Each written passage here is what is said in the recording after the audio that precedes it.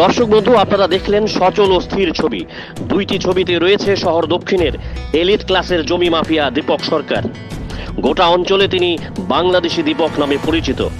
Jam 24 news আগেই বলেছিল, জমিদস্যু দীপক বাম রাম সব আমলেই সাবলীল। 2023-এর নির্বাচনের আগে দীপক চুপি চুপি পৌঁছে যেত কংগ্রেস বিধায়ক সুদীপ রায় বর্মনের ডেরায়। আবার সমান্তরালভাবে সম্পর্ক রেখেছিল বিজেপি নেতৃত্বের সঙ্গেও, অর্থাৎ দুই নৌকাতেই পা রেখেছিল সে। যেদিকে বৃষ্টি পড়বে সেদিকেই ছাতা ধরবে। তাই হয়েছে, নির্বাচনের ফলাফল ঘোষণার পর গেরুয়া শিবিরে নীল হয়ে গিয়েছে জমি মাফিয়া দীপক।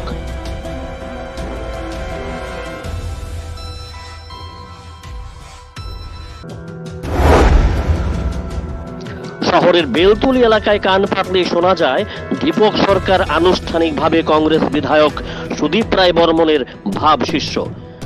দীপক কংগ্রেস অন্তপ্রাণ। জমি ব্যবসা করার জন্য উপর দিয়ে দীপক গেরুয়া ছলম লাগিয়েছে, তাই সুদীপের সঙ্গ ছাড়তে পারেনি সে। অভিযোগ, 2023-এর নির্বাচনে দীপক সরকার রাতের আধারে চলে যেত সুদীপের বাড়িতে। সুদীপের জন্য দীপক ভোটের ফান্ডও সংগ্রহ করেছে। 2021-এর পুরো ভোটে সুদীপের নির্দেশে গোটা এলাকায় গোপনে তৃণমূল কংগ্রেসের হয়ে কাজ করেছিল দীপক। আবার দিনের আলোতে দীপক ছিল মস্ত বড় বিজেপি। বাধারঘাট বিধানসভার রাজনীতির অঙ্গনে পা রাখলেই জমি মাফিয়া দীপক সম্পর্কে এ সংক্রান্ত তথ্য জানা যায়।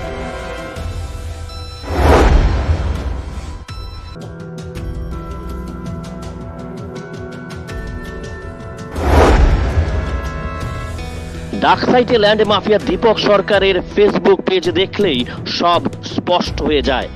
ফেসবুক প্রোফাইলে দীপক সরকারের নাম দেওয়া আছে অসিত সরকার। ফেসবুকে সুদীপ রায় বর্মনের সঙ্গে তার প্রচুর ছবি দেওয়া আছে। কংগ্রেস বিধায়ক সুদীপের সঙ্গে দীপক সরকারের সম্পর্ক কেমন, তার উত্তর পাওয়া যায় ফেসবুক প্রোফাইলেই।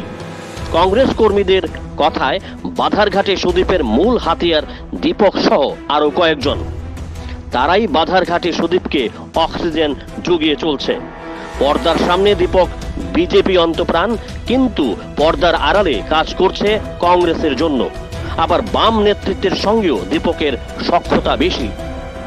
দীপক সরকারের এই চরিত্র সম্পর্কে ওয়াকিবহাল বাধারঘাট সহ বেলতলি এলাকা।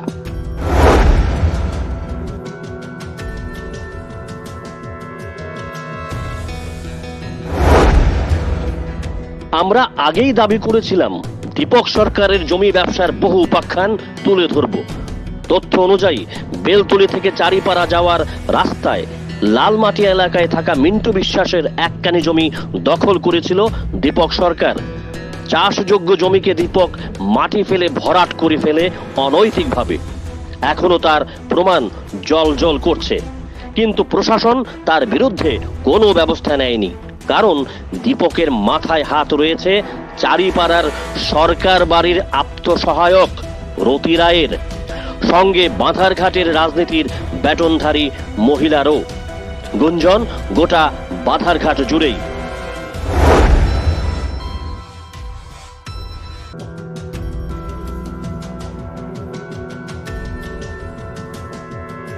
Bureau report, jam 24 news.